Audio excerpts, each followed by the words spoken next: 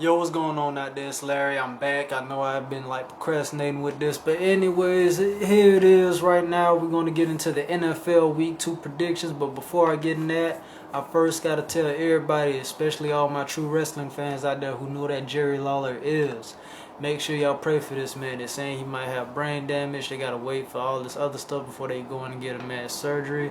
We know how great Jerry Lawler has been to us over the years as a commentator, as a wrestler, as a performer.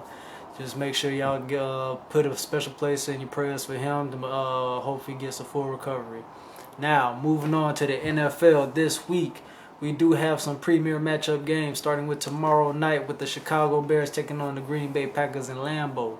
Now, these videos that I do, I'm going to try to do them every Wednesday for you guys. That way they'll be before the games on Thursday night. We all know that the NFL this year is going to have games every Thursday night. They're all supposedly going to be big games, but let's get started with the Chicago-Green Bay matchup now. I'm only going to break down the matchups of big games. I'm going to give my predictions on all the games who I think will win, but let's start with the Chicago-Green Bay thing. We know that Aaron Rodgers in that Green Bay offense, they couldn't quite get enough done in order to beat the San Francisco 49ers, who I told many people that the Niners would beat those guys on opening week, but now they're playing the Chicago Bears. Jay Cutler looked rusty starting off the game, but he found his groove later on. But the two-headed monster in the backfield with Bush and Forte, that has been the thing that has keyed them. I think that that'll be another thing that we have to look out for. Now, in terms of my predictions for this, it's going to come down to the linebackers, in my opinion. Can Briggs and Urlacher get enough pressure on Rodgers in order to make him force mistakes? And then on the opposite side of things, can the Green Bay linebackers stop Forte and Bush in the backfield from coming out and doing their thing, doing the damage that they do? I think whoever gets that taken care of will get the victory in this. But if I'm going off of just what I've seen off of week 1, the Bears, they were able to pressure Andrew Luck. Granted, he is a rookie, but he did look solid in the preseason. But we always said the preseason is a whole nother game.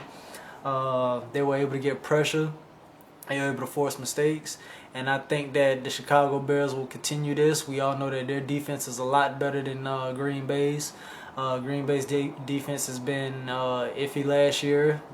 Prior to that, they were one of the best in the league, but it's a whole new year. We'll see what kind of defense shows up, but I am going to give the edge to the Chicago Bears, even though it is at Lambeau Field. I think the Bears, the way that they showed up in their last game, is going to continue on. I think Jay Cutler wants to have as much of a rocky start as he did, and I think that Bush and Forte, the key calls, because we saw what Frank Gore did against that defense.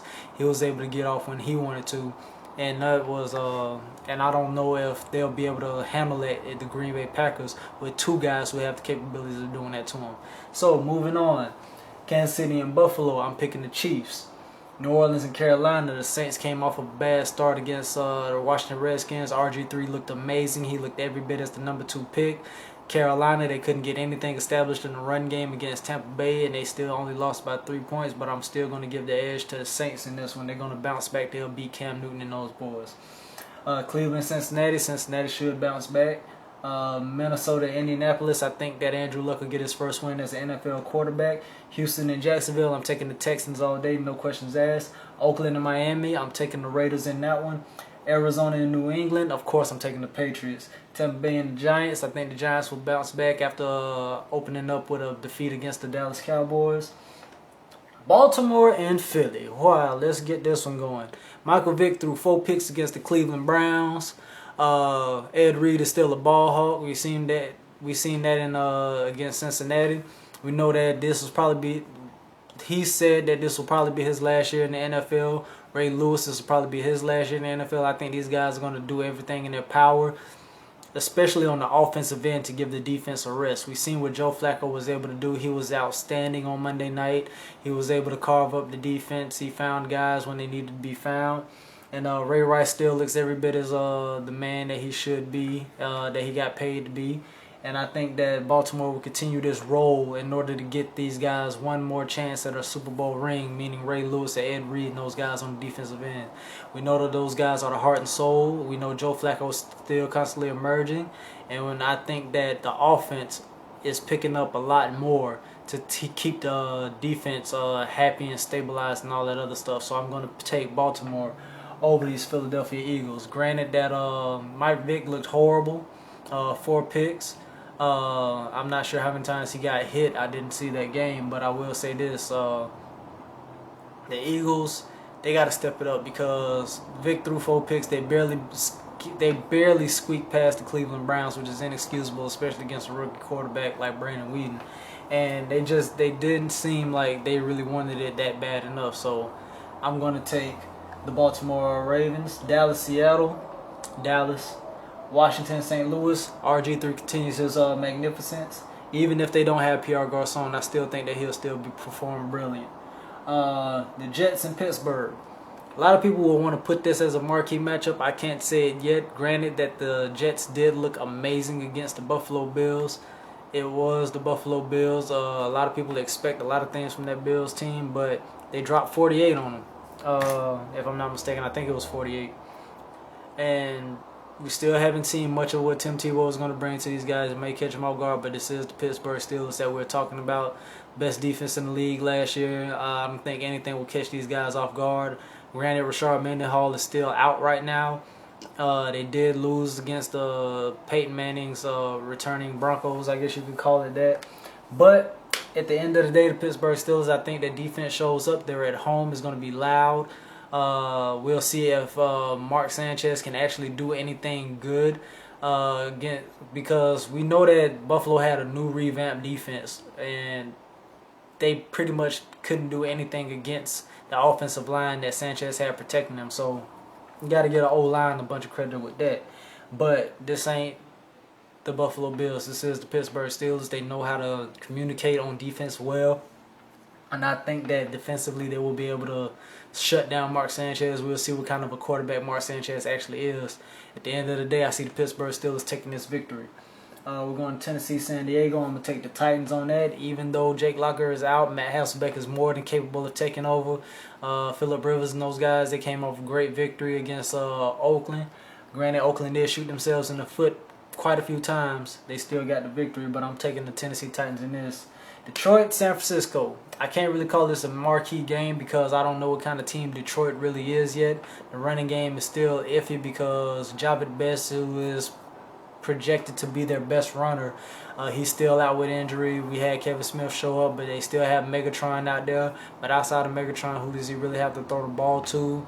He has Pettigrew at the tight end position. Titus Young still has yet to show up. And then when you look at the opposite side of things, San Francisco 49ers, they have weapons everywhere at every part of the field. Moss, he came in. You seen him get his first touchdown catch back in the league. Still got Crabtree. You still got Vernon Davis. Still got Frank going to the backfield. You still got Mario Manningham. That defense is still solid. Granted, they did play the Packers. They did give up 22 points, but it is the Green Bay Packers. They're known for their offense, but I still give this victory to the San Francisco 49ers, especially them being their home opener. I know the fans are going to be very welcoming to see them guys back again, and I think that they will feed off that energy. And last but not least, Denver and Atlanta. Atlanta looked real good. Denver looked pretty promising with Peyton Manning returning. The defense showed up for Peyton Manning. But I think Atlanta is going to have enough firepower, even though they did lose Brent Grimes, just to give Asante Samuel and Dante Robinson the chance to really step up and show that they can pick up some of the slack. I think that this game will probably be won on the ground for Atlanta rather than through the air. I mean, you still have Champ Bailey back there, and what was it, Michael Floyd? I think that's his name, if I'm not mistaken. He was in there. I think he's the one that got the pick 6, if I'm not mistaken. I can't remember the names exactly, but I do think that Denver is going to be a better team this year, but I don't think they have enough to get past this Falcons offense and this defense as well. Like I said, they have ball hawks on defense. I think that the defense will show up. They will cost Peyton Manning quite a few fits, even though we did see him go up against that great Pittsburgh defense. I think that this is a different style of defense that they will see, and I do think that the Falcons will pull this one off on Monday night. It's Larry Jenkins. It's been my sports report. Let me know what you guys think. Comment down below. Hit me up on Twitter, Blazing Sports. I'm going to be on there a lot more often throughout this season.